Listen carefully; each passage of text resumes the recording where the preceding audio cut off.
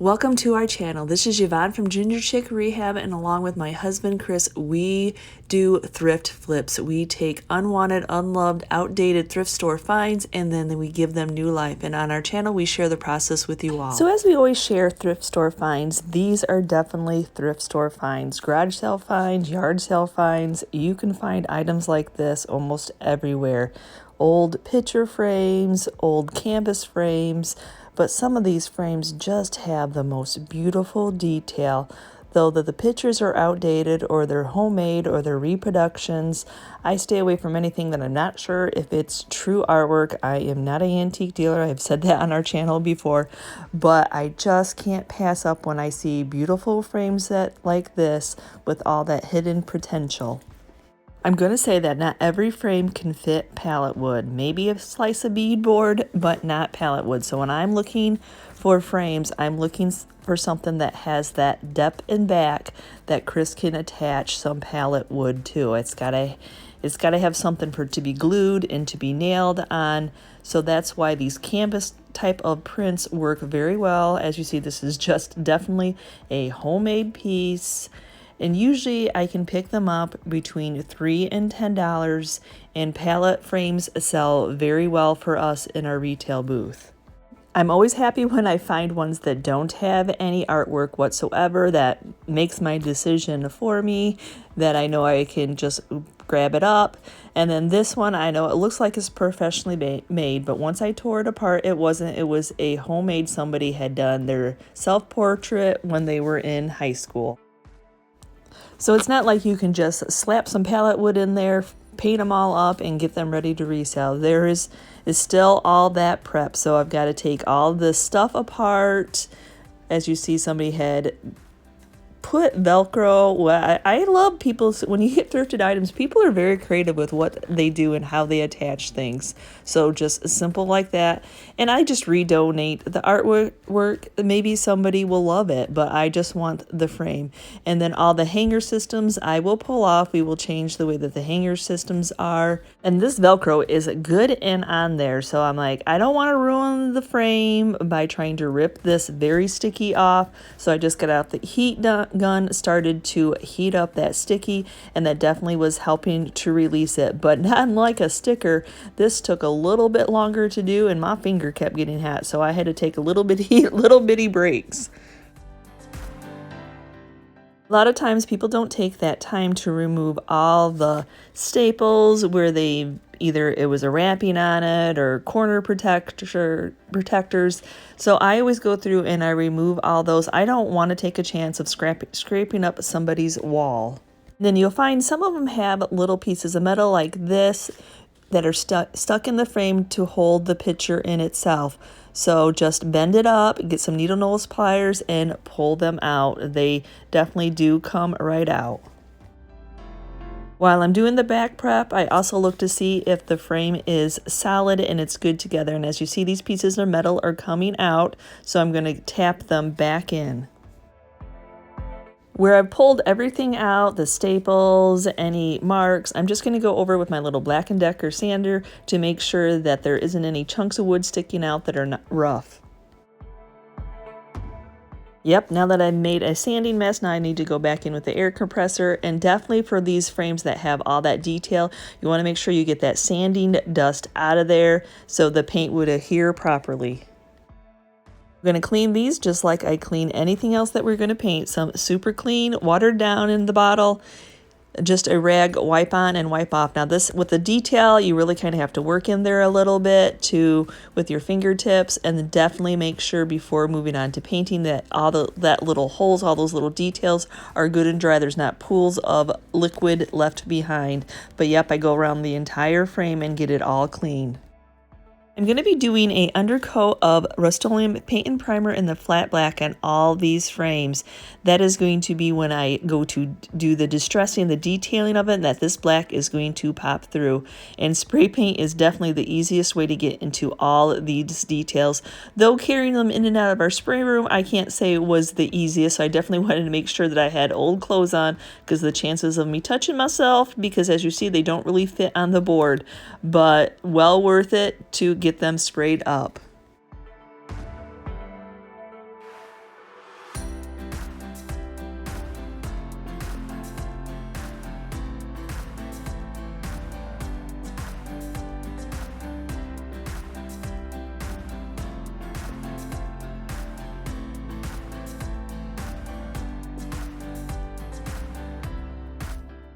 Now I definitely like to raise these pieces of frame up, not setting them onto paper, onto pieces of wood, because they will stick to that cardboard if anything was sprayed under. I did tape off the edges. I didn't feel the need to show you all of that, because I don't really, with the pallet wood, I don't spend a lot of time on the back other than cleaning it up. It's a rustic wood as it is, so I just tape off that so it doesn't get any underspray. Now that that black is good and dry, I need to seal that Rust-Oleum paint in. If you go to paint over this Rust-Oleum paint without sealing it in, you'll get a gray, mucky mess. If you're unlucky like me, is what would happen. So I'm going to go in using some of this Rust-Oleum clear coat in matte just to seal this black paint in, because I want that black paint to stay, because when I go to distress it, I want to see that black.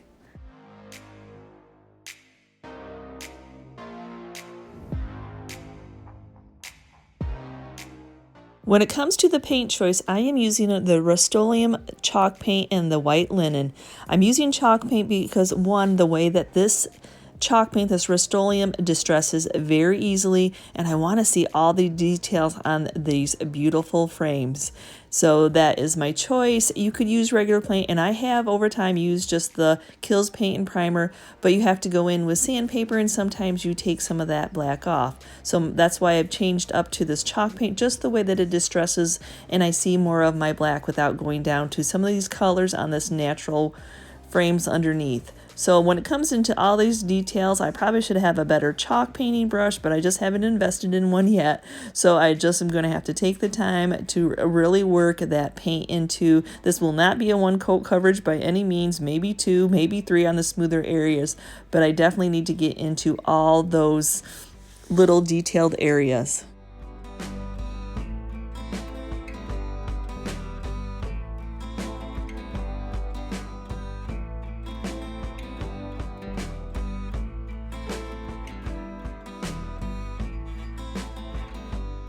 I find that chalk paint dries pretty fast, but just the way that you have to get into all these detail areas is going to take a little bit of time, and depending on your weather, how fast these dry. And yep, if I have 2 of the same frames, I will always leave one black, so one is staying black. And then you can definitely tell how the smoother areas they're definitely going to take a couple coats to cover that area.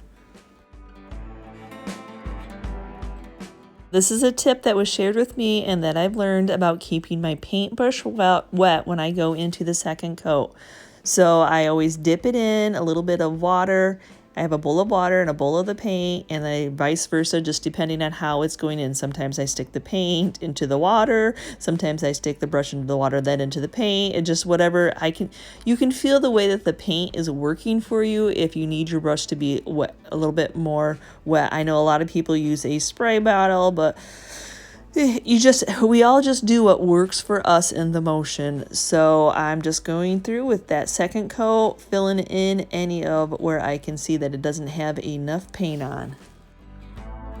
This black frame will be very quick because I'm just going to now, after that paint dried, the clear coat dried on it, a little bit of steel wool. I'm not distressing this piece at all. I'm just going to go in with this Waverly antiquing wax and let that antiquing wax get into all its little crevices. That'll be the detail on this piece.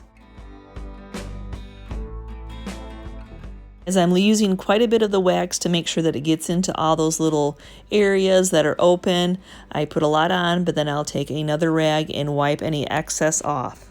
When it comes to the distressing part, you'll see why I choose this Rust-Oleum paint, because all I'm doing is taking a wet wipe and just rubbing it on and letting it hit all those bumps, and that paint just easily comes right off. So when you're choosing a paint for a project and this is what you want to see all these details, and this distresses so easy with just a watered down rag. I do end up taking a paper towel in case the black looks a little too gray and dipping off or wiping off some of the excess water to make that black show up.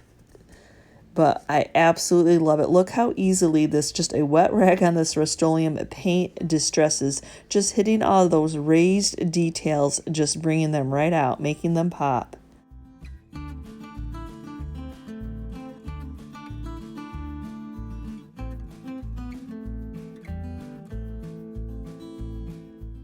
After getting everything the distressed the way we wanted, the smooth areas are nice and smooth and have complete coverage. Sometimes after distressing, you got to go back in and look and see any of that smooth area needs a little bit more paint. So now we're sealing it in with the Rust-Oleum clear coat. Again, if you go to use wax, as I've learned, wax will just act just like the wet down rag and take the chalk paint off. So you definitely need to go in with some type of a clear coat to seal this in. Though I absolutely love the coverage of this Rust-Oleum clear coat, that smell is very powerful. Definitely make sure that you wear a mask or definitely be in an outside ventilated area. Now that Rust-Oleum is all set up, and just in case, Chris has them flipped over on a drop cloth so he doesn't mark up anything from the hard work surface. So now he's measuring what he needs to cut the pieces of pallet to fit in the back of these frames. So as he works on cutting the pieces of pallet wood, Chris works in the office at a pallet company, so he doesn't have to dismantle pallets. He can buy them already dismantled. They have people that do it. They have machines that do it. So what a blessing. But I want to share with you all that there is a guy named Chris on A Glimpse Inside, and he has a wonderful quick little less than 6-minute video that explains different types of tools and how to take pallets apart. So since we don't have to normally do that, I thought this would be a great time to link another creator's channel, as Chris is a word worker and that's what he tends to watch a lot on his YouTubes. He ran across this and we definitely enjoy this gentleman's channel. Now that it has all the pieces of pallet wood cut to size, he dry fits them into the frame. That means he doesn't put any glue, making sure that his cuts fit. Just because you cut it doesn't always mean that it's going to fit. So now he's taking them all out so he can run a bead of the Titebond glue. Great wood-to-wood glue. Let that sit up. Just a wonderful glue to use. And this is just a different bottle, the applicator bottle that we have the Titebond in. Just a little bit easier, just the way that it goes. It doesn't make that big globby dried that you always have to pick off. So that's why it's in another bottle.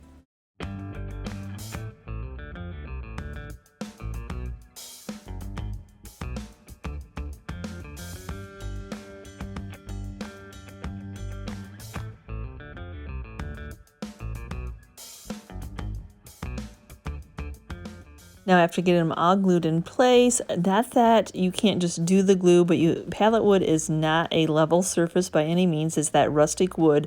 So he made sure that the brad nails that he was going to use were going to go through the frame. And as you see, he has to go into an angle, making sure that it's hitting the piece of pallet wood and that piece of frame. And that will securely hold these pieces of wood in. Now the thing about pallet wood is the variance in color. You don't really get to pick your color. They are just what they are. So he's just going to be repeating the same step, putting that glue around the edges of the frame. Just already has the boards pre-cut and then can apply them and then staple them in using some brads.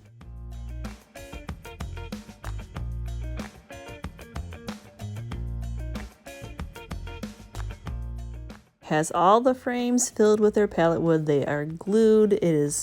They are brad nailed, set in. They are all nice and secure. And if this is the look you like, then you are finished. But on the other hand, I don't like the pallet wood sticking out quite as much as it is. I would like it to blend in just a little bit more. If you wondered why Chris doesn't pre-sand or I don't pre-sand any of these boards, it's because I like to do a dry brushed technique with just some Kilz white paint. I don't feel the need to use the expensive chalk paint, to just take a dry brush with just a little bit of paint on it. And then that's why we don't pre-sand these nice and smooth, because as I'm running that semi-dry with just a little paint on the brush, it just hits any of those high spots, and this is going to tie that pallet wood in with the white of that frame.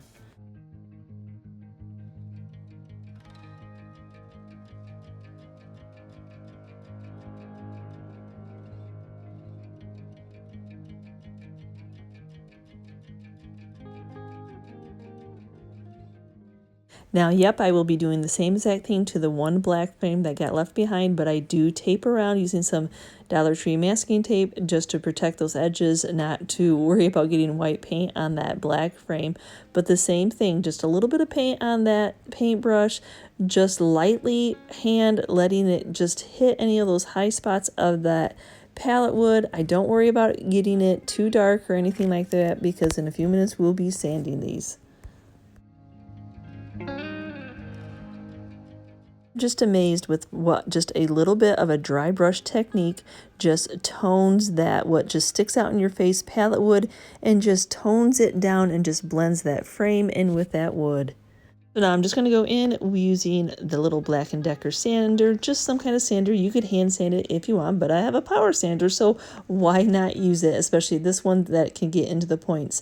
So I just have some 220 sandpaper on there. I'm not pushing down hard. All I'm doing is just smoothing out. Pallet wood is very rough. It's just that's the uniqueness of pallet wood, just that beautiful wood. So I'm just taking down, there's lots of little splintery areas. That's why I like dry brushing it, but I just do need to knock those down a notch. It'll blend in any of those dark spots where I got too much paint on there and just make it a little bit more smooth.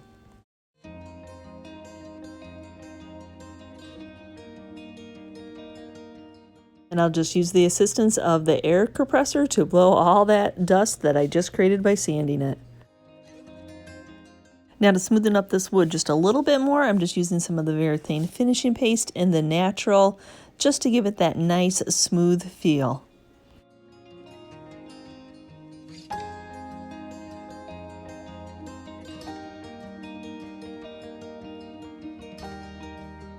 We do attach hangers to the back of these pallet frames. The pallet wood and the frame itself makes it very heavy. So nice, secure, these eyelet hangers that I get off Amazon, I'll link them down a bit below, and some nice heavy galvanized wire. I think it's fencing wire.